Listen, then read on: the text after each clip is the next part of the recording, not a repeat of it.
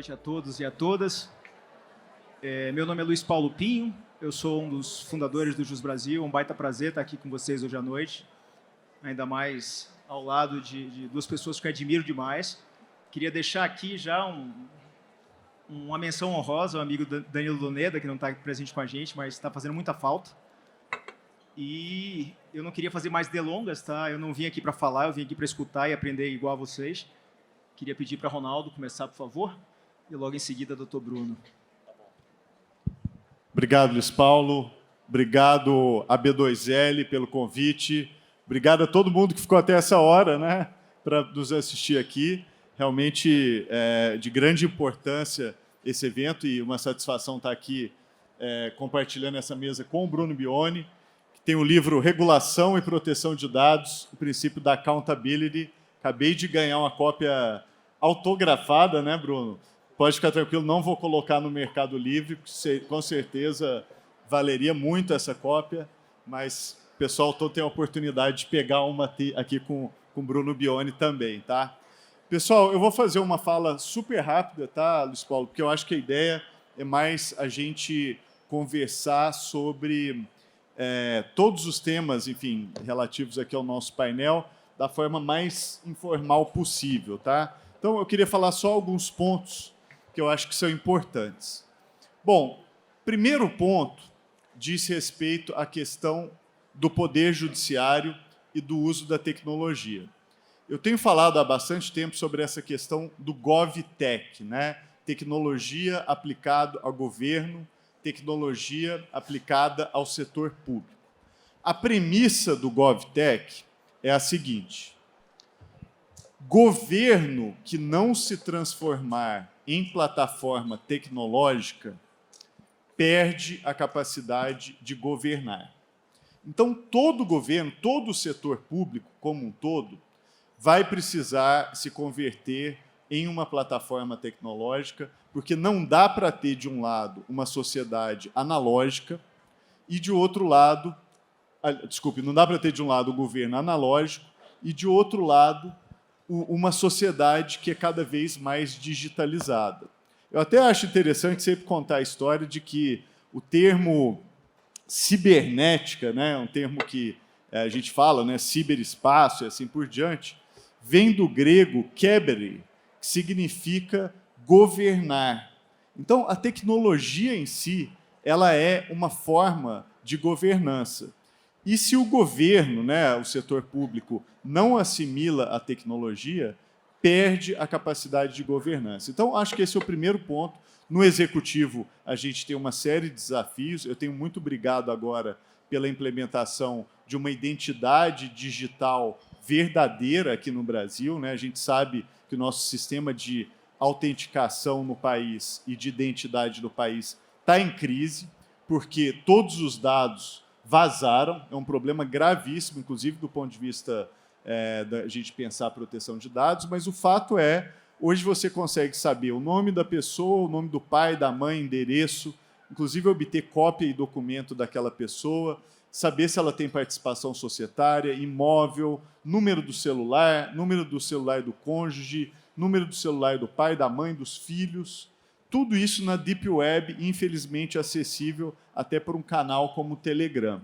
Então, o sistema de identidade no Brasil é um sistema que, infelizmente, ele pode ser considerado como hoje muito falho, muito sujeito a risco. E o ponto principal é que a gente tem que pensar em outros mecanismos de refundar isso, de transformar, inclusive, a nossa identidade numa identidade digital verdadeira, como a Estônia fez, como a Índia fez, né, um país de 1,4 bilhão de habitantes, fez isso em pouco mais de 5 anos. Então, eu acho que esse desafio a gente tem e é muito grande. E qual é o papel do Poder Judiciário nessa questão, né? O Poder Judiciário, na minha visão, é, dentre os 3 poderes, o que está mais avançado do ponto de vista de assimilação da tecnologia. Isso já vem acontecendo há bastante tempo. Então, eu diria hoje que o Poder Judiciário ele lidera no Brasil essa ideia de GovTech, né? Então, o Poder Judiciário, desde lá do PJE, do processo de digitalização, né, da ideia da justiça sem papel, vem liderando essa possibilidade de transformação digital. Mais recentemente, inclusive, o Poder Judiciário tem assimilado inteligência artificial. Então, por exemplo, quando a gente olha hoje projetos como Sinapses, que é originário do Tribunal de Justiça, até de Rondônia, depois é assimilado pelo CNJ, né, pelo Conselho Nacional de Justiça, e começa a ser nacionalizado, a gente vê que a gente tem dado saltos muito importantes e o Judiciário ele tem avançado nesse caminho de liderar o processo de inovação e de digitalização. E o outro ponto que eu acho que vale a pena falar antes da gente passar a bola e poder trocar uma ideia, é que, além do Poder Judiciário, surgiu também um ecossistema das chamadas law techs, que são as empresas que estão usando tecnologia de forma complementar, suplementar e fazendo inovação também no setor da advocacia, do setor da prestação dos serviços públicos e assim por diante. Então, acho que esse evento da B2L aqui mostra até a maturidade do ecossistema de Lawtechs que surgiu aqui no Brasil, né? E eu gosto sempre de pensar no papel das Lawtechs com relação ao judiciário como um papel de círculo virtuoso. Inovações que são feitas dentro do Poder Judiciário, como é o caso do PJE, como é o caso agora das atividades mais recentes do CNJ, eles, por sua vez, incentivam inovações no setor privado, que também desenvolve as suas próprias, e depois essas inovações do setor privado acabam refletindo também de forma positiva de volta no próprio Poder Judiciário. Então, é como se fosse uma dança, né, entre o setor público e o setor privado, que dialoga através de inovações e que conseguiu construir no Brasil, na minha visão, um ciclo e um círculo virtuoso com relação a esse processo de inovação na prestação do serviço jurisdicional. Então, eu vejo o papel do judiciário hoje, e aí é o pontapé, né, para a gente conversar, como extremamente positivo. E a nossa tarefa aqui hoje e em outros fóruns públicos é exatamente da gente preservar e até acelerar esse processo de círculo virtuoso que foi construído, e com todo o crédito, dentro do Poder Judiciário, teve um impacto positivo na sociedade, e agora a sociedade, do ponto de vista até do setor privado, comunidade científica e outros, devolvem inovações que, por sua vez, influenciam de novo o judiciário e o ciclo continua. Então, eu acho que o desafio que a gente tem hoje, primeiro, é reconhecer a liderança do Poder Judiciário, segundo, preservar esse processo de influência muito benéfica na geração de inovações que tem acontecido no Brasil, e para as Lawtechs, saber que também estão na ponta do setor de GovTech, porque se o judiciário, de um lado, lidera esse setor do lado público, as Lawtechs, na minha visão, lideram esse processo do lado do setor privado. Bom, já falei demais, fiz o pontapé inicial, quero ouvir agora o Bruno, e você também, viu, Luiz Paulo? Depois eu acho que você tem que falar mais, você está muito tímido hoje. Bom, valeu, muito obrigado, pessoal.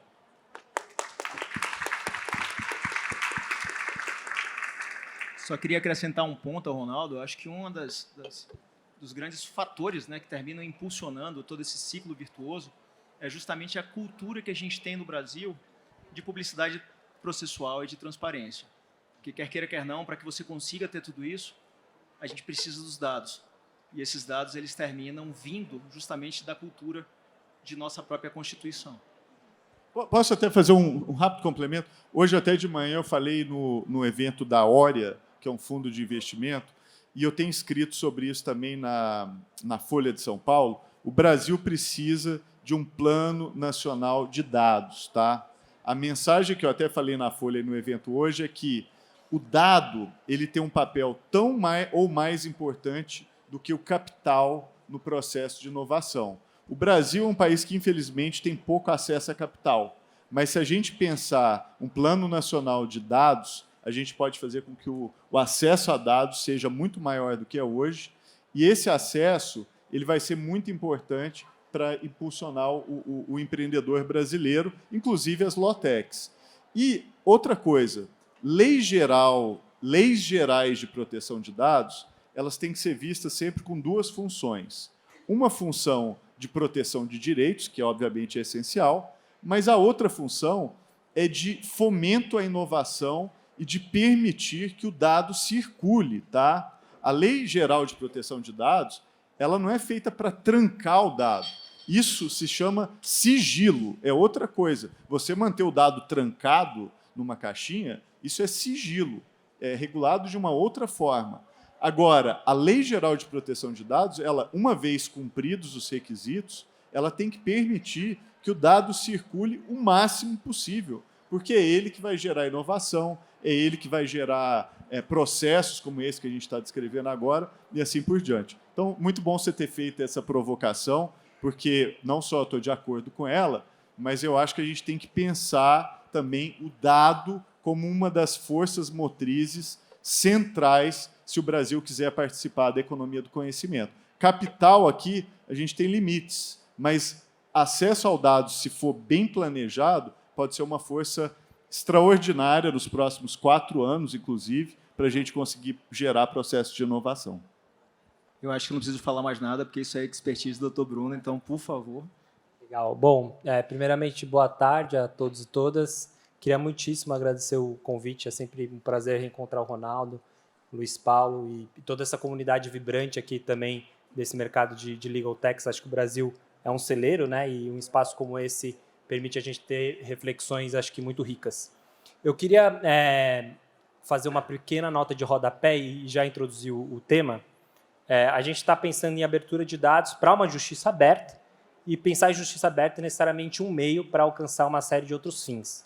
Né? E aqui eu não poderia deixar de considerar que se o Danilo estivesse aqui, seriam 4 homens brancos, nenhuma mulher e nenhuma pessoa negra, para trazer diversidade e inclusão. Então, acho que vale a pena recuperar essa parte.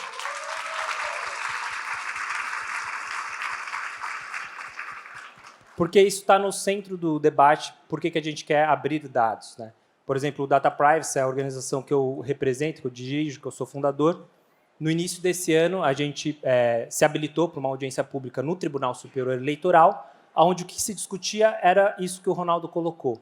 A Lei Geral de Proteção de Dados Pessoais, ela deve ou não servir de subterfúgio para fechar dados de uma plataforma que era o DivulgaCand. Né? O que é a plataforma do DivulgaCand?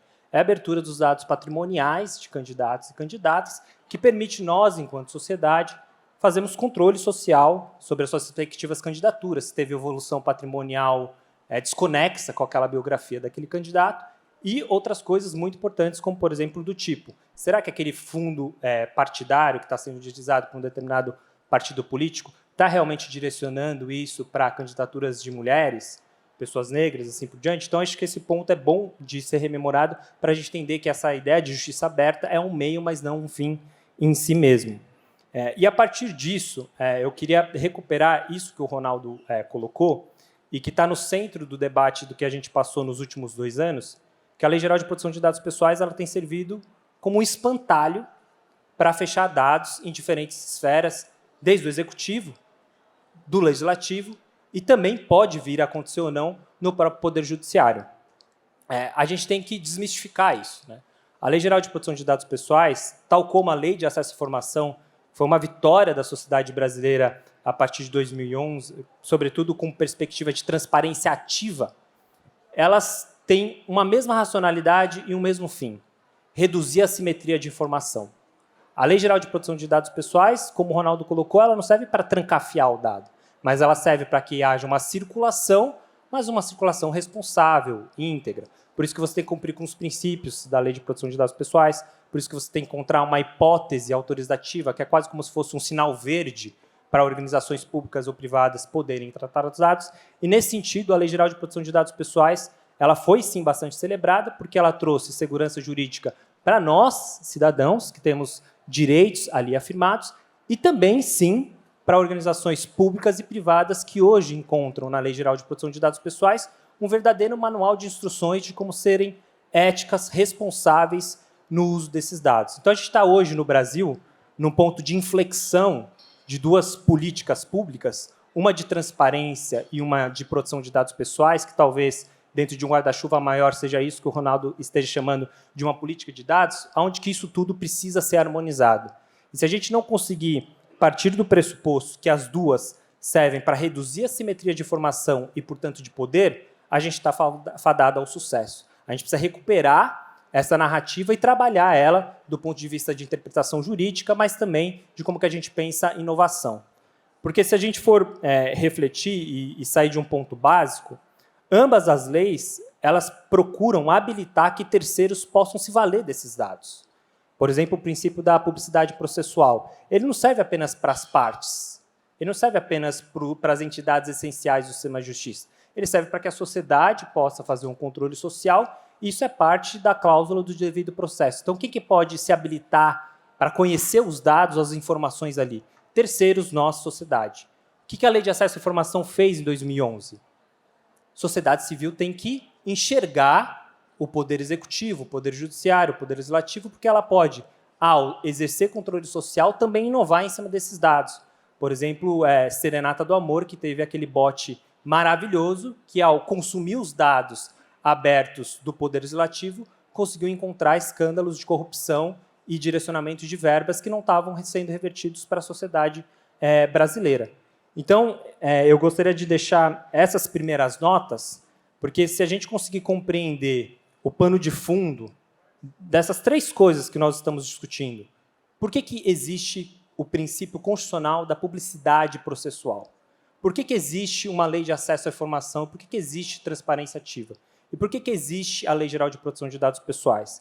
Se nós conseguimos responder de ponto de vista positivo, que todas elas servem para reduzir a simetria de informação, reduzir, em última análise, a simetria de poder, para que a gente possa gerar uma inteligência coletiva e, a partir disso, consumir esses dados, que são um bem comum, um bem público, para, a partir disso, a gente travar políticas públicas importantes e que, se a gente não conseguir recuperar isso, a gente já está morto logo no começo da largada dessa grande jornada que vai ser a harmonização dessas políticas públicas todas mencionadas. Obrigado.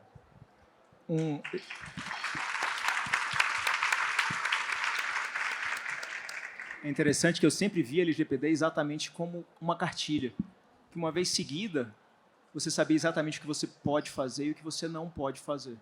Então, ela não só serve, como você muito bem disse, Bruno, para limitar, mas ela também serve para libertar. Porque uma vez que se obedece o que está escrito ali dentro, você basicamente pode fazer o que você bem entender com o dado. Teve uma fala do Ronaldo, quando a gente foi... teve certa feita que o CNJ trouxe a pauta sobre a questão processual, e teve uma fala sua, Ronaldo, que me marcou muito, cara. Foi a questão da confiança social. E associado com o que Bruno está falando aí, eu vejo isso como um fator primordial na questão da publicidade processual. Se você pudesse falar um pouquinho sobre isso, bicho. Com prazer. E outros pontos, até complementando aqui um pouco o que o Bruno falou, eu vejo uma política nacional de dados, tá, como uma política industrial. Eu acho que ela tem que ser eixo central da política industrial do país. Eu estou cansado do Brasil só ter uma agenda reativa com relação à tecnologia. A gente precisa ter uma agenda propositiva. E eu acho que ter uma agenda propositiva em que o dado é um elemento central de uma política industrial brasileira é algo absolutamente fundamental, porque a gente vai precisar participar da economia do conhecimento como um requisito para a gente se desenvolver como país. Tá? Não existe país no mundo hoje que vá se desenvolver sem participar da economia do conhecimento. Então, esse eixo, para mim, ele é absolutamente central. Segunda coisa, esse maximalismo da LGPD, infelizmente, ele foi previsto pelo saudoso Cláudio Weber Abramo, que foi fundador e presidente da Transparência Brasil. E ele, infelizmente, a gente o perdeu, né? Ele faleceu um pouco antes da aprovação da LGPD, e ele escreveu um artigo seminal na Folha de São Paulo, onde ele alertava o risco da LGPD ser usada para trancar dados públicos. Ele falava: a LGPD vai ser o fim das políticas de transparência pelas quais eu lutei a minha vida toda. E, infelizmente, a visão dele, né, acabou se concretizando, e realmente, para quem participou pela luta do acesso à informação no Brasil, é um assinte a gente ver o que está acontecendo. Então, só para dar um exemplo, o Brasil demorou para ter uma lei, né? Países da América Latina, como a Argentina e outros, tiveram leis de acesso à informação muito antes da gente. Segunda coisa, quando veio a lei, aí o Brasil virou liderança global em acesso à informação. Então, o Brasil ele conseguiu, por exemplo, fundar a Open Government Partnership, a parceria internacional para governo aberto, do qual o Brasil é fundador junto com a Argentina. Os Estados Unidos aderiram à OGP, é uma das poucas convenções propostas, por exemplo, pelo Mundo em Desenvolvimento, em que os Estados Unidos aderem, e vários outros países também aderiram exatamente nessa luta de transformar o dado público num dado acessível. Tá? Então, esse ponto é fundamental. Não pode ter retrocesso, né, nessas conquistas. Como o próprio Cláudio Abramo falava, não dá para voltar atrás, não dá para ter marcha ré em conquistas que muita gente dedicou a vida toda para conseguir alcançar. E a questão da confiança, Luiz Paulo, é o seguinte: tem uma pesquisa muito importante, eu sempre gosto de citar, que o Brasil, infelizmente, é um país de baixa confiança no outro. Tá? O nosso nível de confiabilidade no outro é 6%. Quando você pergunta para a pessoa assim, você confia em uma pessoa que você não conhece, só 6% aqui de pessoas no Brasil dizem que confiam. Tá? Só para ter uma base de comparação, na China é mais de 60% a confiabilidade. Países nórdicos, então, nem se fala. Mas o problema é que a gente perde até da América Latina. A gente perde do Chile, a gente perde da Argentina, a gente perde da Colômbia. O nosso grau de confiança no outro, ele é muito baixo. Tá? Então, eu acho que no Brasil a gente tem que, por obrigação, incentivar tecnologias que promovam a confiança até de uma forma objetiva. Tá? Eu, por exemplo, gosto e trabalho muito com tecnologias como blockchain, que eu acho que tem um papel importante nisso, mas eu acho que acesso a dado público é algo que pode reforçar muito esse gap de confiança que a gente vive. E podem ter certeza, tá? Confiança é pressuposto para processos de inovação. Se a gente não tem uma sociedade coesa, que infelizmente é o caso hoje aqui do Brasil, a gente tem que trabalhar em mecanismos de confiança objetiva para suprir isso e para ser base para desenvolvimento, para oportunidades e para uma série de outras coisas. Então, ainda bem que você lembrou desse ponto, porque eu acho que é disso que a gente está tratando aqui também, quando a gente fala de um judiciário moderno, eficiente, rápido e capaz de assimilar ferramentas tecnológicas, como é o caso, por exemplo, da inteligência artificial. É por isso que a gente tem que lutar, porque senão a gente vai ficar vivendo num déficit de confiança e eu não acho que seja um caminho promissor para a gente alcançar o desenvolvimento. Tá? Bruno, pegando um pouquinho de sua fala, eu queria entender que tipo de cuidado a gente pode ter para evitar a instrumentalização da LGPD no sentido justamente de você ter um sentido de retrocesso na transparência no Brasil. Bom, assim, acho que tem coisas boas surgindo. Por exemplo, a Autoridade Nacional de Proteção de Dados Pessoais, que recentemente foi convertida em autarquia, ela tem costurado acordos de cooperação e um deles é justamente com a Controladoria Geral da União, que é quase como se fosse o guardião da Lei de Acesso à Informação. Então, por lá, a gente está conseguindo, de certa maneira, destravar, construir essa interpretação e vocabulário harmônico, sinérgico entre Lei de Acesso à Informação e também Lei Geral de Proteção de Dados Pessoais. Mas acho que demanda um trabalho mais de base. Né? Por exemplo, o Data Privacy recentemente aderiu à rede de ouvidorias, né? Então, de municípios, de estados e também de entidades federais.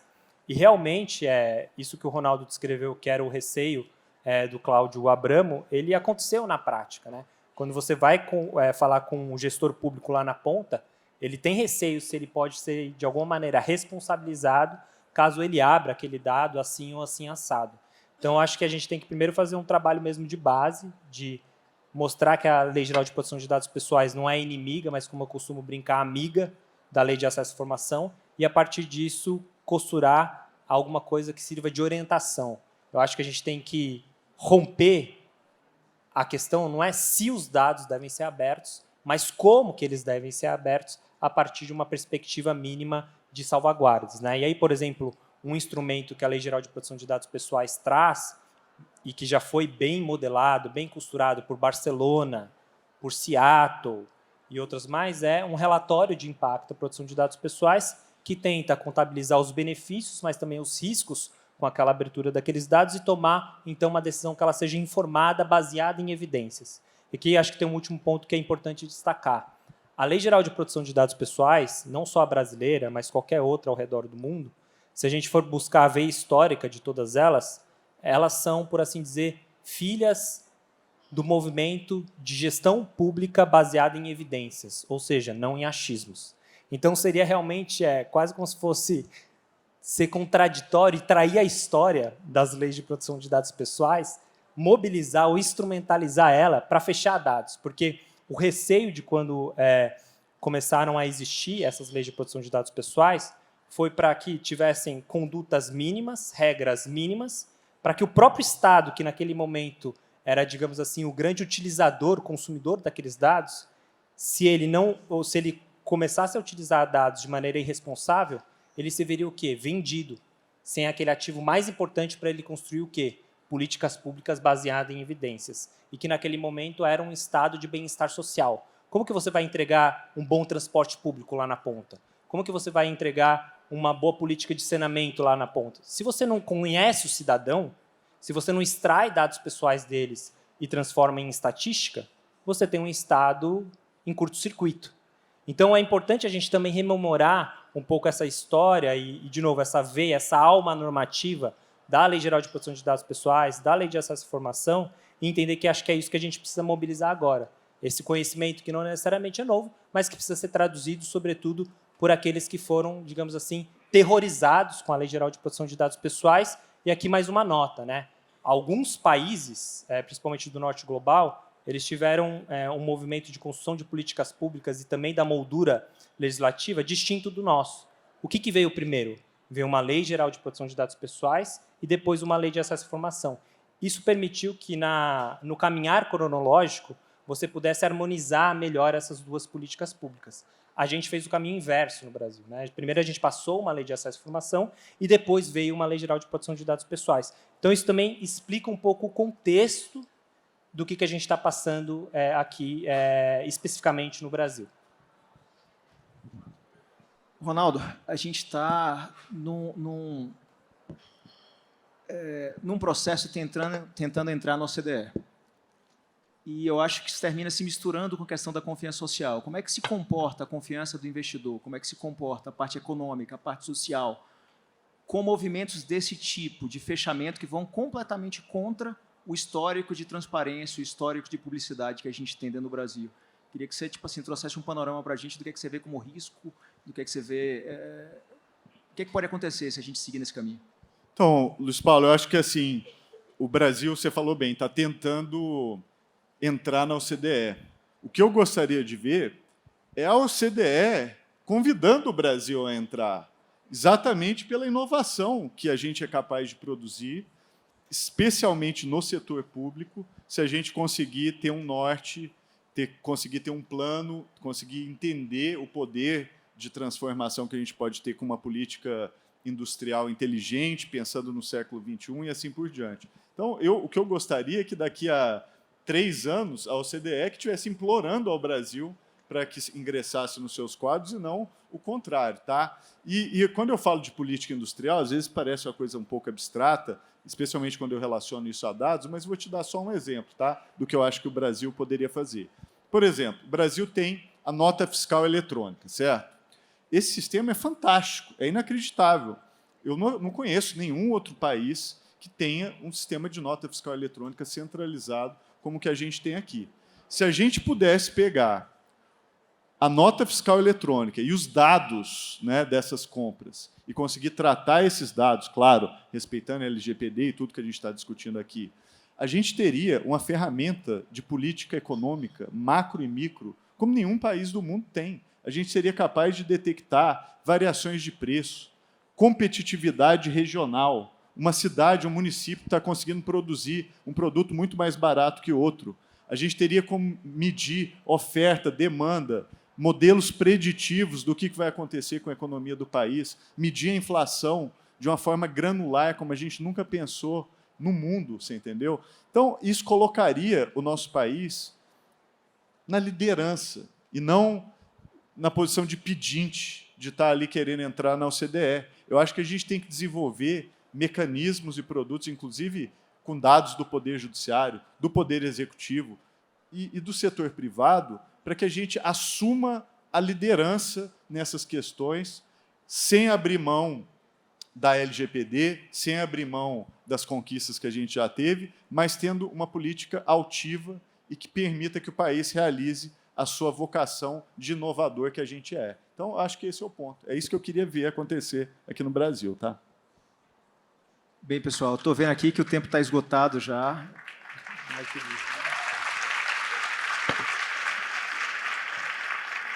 Passou muito rápido, muito mais rápido do que eu queria que passasse, mas eu queria, pelo menos, que vocês fizessem as considerações finais. As minhas já estão feitas, só queria agradecer a vocês pela presença e dizer que foi uma baita honra estar aqui conversando com vocês. Legal, vou ser bem breve. Eu acho que tem essa oportunidade da OCDE, né? A OCDE, não sei se todos sabem, procura pensar a integração econômica entre diferentes países e tem diretrizes tanto para pensar a perspectiva de proteção de dados pessoais, mas também em termos de interoperabilidade de dados abertos, inteligência artificial. Por exemplo, vai ter agora a ministerial deles na Espanha. O Data Privacy faz parte do CISAC, que é o organismo que respira e pensa a sociedade civil, então a gente vai poder falar um pouco de inclusão digital, inteligência artificial por lá, mas eu acho que também a gente pode pensar como que agora, enfim, com transição de governo e outras coisas que têm surgido, como que a gente consegue também pensar numa integração econômica regional. Eu acho que assim a gente vai ter certamente discussões com a União Europeia para livre fluxo transfronteiriço de dados, mas a gente também tem uma oportunidade única, singular, de pensar como reavivar o Mercosul, pensar soluções que sejam compatíveis com a realidade socioeconômica do Sul global, porque é totalmente diferente você pensar uma política industrial aqui, comparado com o Norte global. Então, acho que a gente tem que caminhar nessas duas vias, pensando sim em harmonizar não só políticas de livre fluxo transfronteiriço de dados, mas, como o Ronaldo falou, o que significa esse nosso mercado interno, e o Brasil tem uma força brutal dentro dessa perspectiva. Então, acho que, passando esse ano, eu queria também deixar aqui uma mensagem de otimismo, né? Como o Ronaldo sempre coloca nas falas dele, o Brasil tem que ser liderança. Na verdade, ele não tem que pedir para ser convidado, ele tem que... e é isso que a gente tem que pensar, acho que a gente tem que ser ambicioso nessa perspectiva. A Lei Geral de Proteção de Dados Pessoais, a Lei de Acesso à Informação, o Marco Civil da Internet, quando você vai conversar com países lá fora, todos eles batem palmo para essas experiências regulatórias participativas do ponto de vista como que isso foi gestado, e agora a gente tem o desafio de harmonizar, entender o que sai desse caldo e o que vem desse liquidificador, e que eu acho que vem coisa necessariamente positiva. Ronaldo, por favor. Não, só agradecer. Obrigado, Bruno. Obrigado, Luiz Paulo. Aprendo sempre muito com você. Brigadíssimo. E eu acho que assim a gente tem oportunidades, tá? E eu acho que a gente tem a obrigação até histórica de seguir e realizar essas oportunidades. O Brasil já foi liderança em governança de internet e eu acho que a gente tem que virar exportador de tecnologia.